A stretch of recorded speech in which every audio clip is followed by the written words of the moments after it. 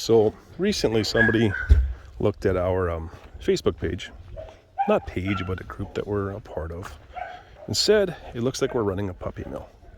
So just to show you what kind of space our dogs have, this is a 5,000 square foot dog run. Here's Cooper. Hey Coop. They're very excited right now because they know we're taking them for a walk, which by the way happens a couple times a day, not to mention when we take them to the pond for swimming, etc. So, you know, it's sand, it's clean. We actually clean the poop out of here a couple times a year. But sand is nice and clean. It doesn't get muddy, and when it's wet, it gets solid. So our dogs are always clean. We do have 2 dog runs specifically for the whelping dogs, because to protect them and the puppies from the other dogs who are very social, we just give them their own private space. But you can see there's gates on the outside, and there's also gates on the inside, so that we can very quickly release them to spend time with the other dogs. But anybody that raises dogs knows you have to give the females privacy. Sometimes giving your dogs privacy can be construed as confinement, but you're protecting them. In fact, they want it. All right, so here's all the dogs ready to go for a walk. I'll be right there. Just a quick peek inside the kennel. So we've just taken the mothers out of the kennel. So the puppies are a little bit noisy. Look at these guys. Yeah. Those ones are, look, they're a few days older, so their eyes are open and they're walking. These ones are still sleeping because they're a couple days younger. And right now things are a little bit dirty as they get dirty. But as you can see, the mothers have the whelping box where they have a lot of privacy and lots of space. And then they have the space beside the whelping box and the doggy door to come and go from their dog run outside as much as they like. We have the same setup here. They have constant food and water right there. And we've got hot and cold running water right here in our kennel. And my wife is sweeping and mopping this place daily, except for this pen. The dogs track a lot of sand in. This floor is heated, by the way, so in the wintertime they're laying on a nice warm floor. And in the summertime, it's air conditioned, as you can see. So right now we got the air conditioner running to keep it at 21 degrees in here. And there's our hot water tank up there, the little one, and the other one is for the floor heating system. Here's Poppy. Ay, ay, ay. She looks great with that new haircut. Hey, Pops. Okay.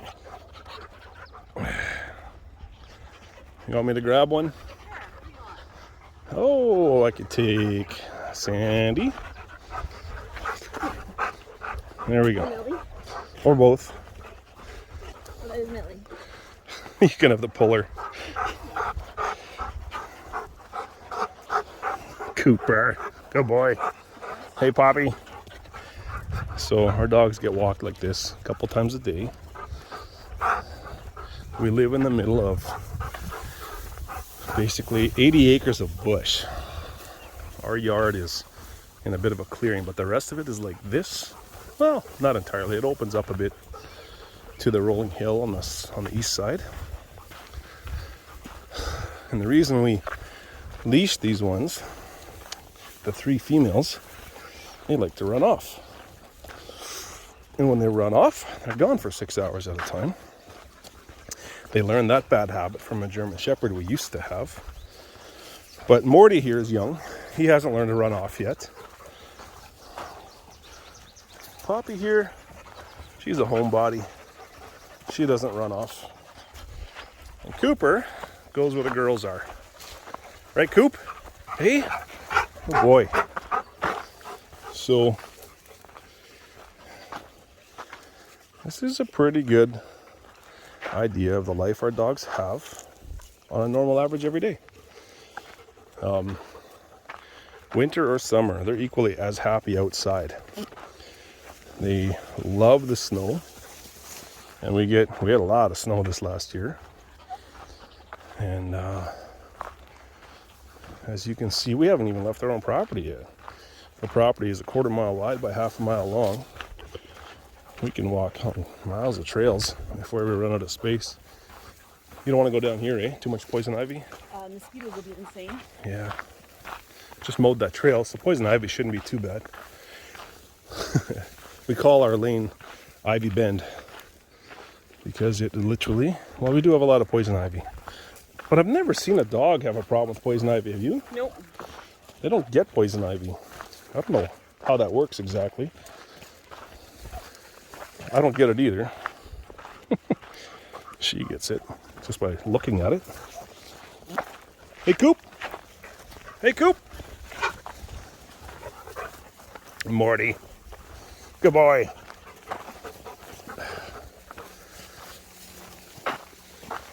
She just bushwhacking. Now, I don't want to bore you with our entire 15-20 minute walk here. This is their second walk of the day. Here's our Ivy Bend sign. Anyway, maybe we'll catch up with you on the other side of the walk. Dogs love playing in the water here. Hey? Good dogs. Good dogs. The neighbor's dog is making some noise.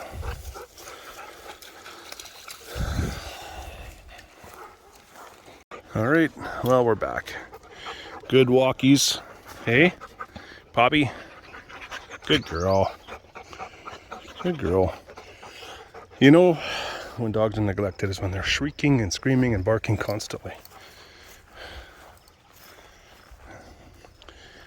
They get excited when they come to see us, but they're actually very content dogs. We don't take them in the house very often because they do live outside. You know, some people think that a dog only has a good life if he lives indoors. Well, you think about all the people who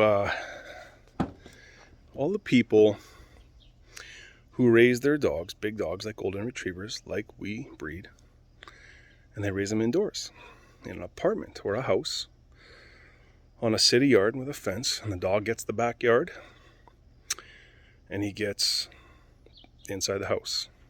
Well, our dogs get 5,000 square foot dog run, and they get inside the house, and 80 acres of bush and forest with ponds and trails and rabbits to chase.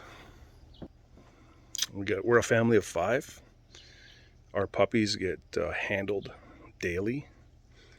All 3 of our kids are involved in the daily dog duties. Feeding, watering, handling. It's actually part of the chores is to play with the puppies. We want all of our dogs to be very well socialized. So we have nothing to hide here. Do we have the best setup in the world? Probably not. Is there worse? Many. I met a guy at the airport one time. It was actually the very first time I ever flew a puppy anywhere. First puppy that went to Newfoundland. There was a guy there breeding French bulldogs. And he had some puppies that he was flying. And he was really helpful for me. I'd never done the flight thing before, and he coached me through it.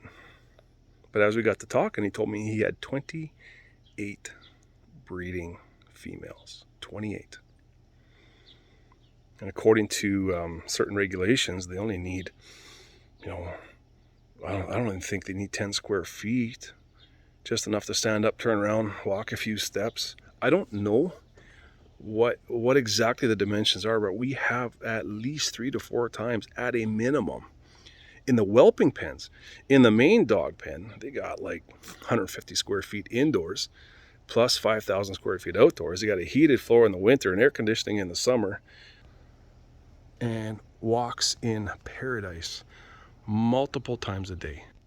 Again, are we the best dog breeders in the world? No. Do we have the best setup in the world? No. Is it better than most? I think so. And for anybody that's purchased puppies, and we've had people drive out from Toronto, Calgary, Edmonton, Saskatchewan, and we've shipped many puppies to Newfoundland, other parts of Ontario, Quebec, BC, We welcome everybody to come here because we have nothing to hide. If you look up the definition of puppy mill, and that's what we were accused of, I would encourage you to look up the definition of a puppy mill.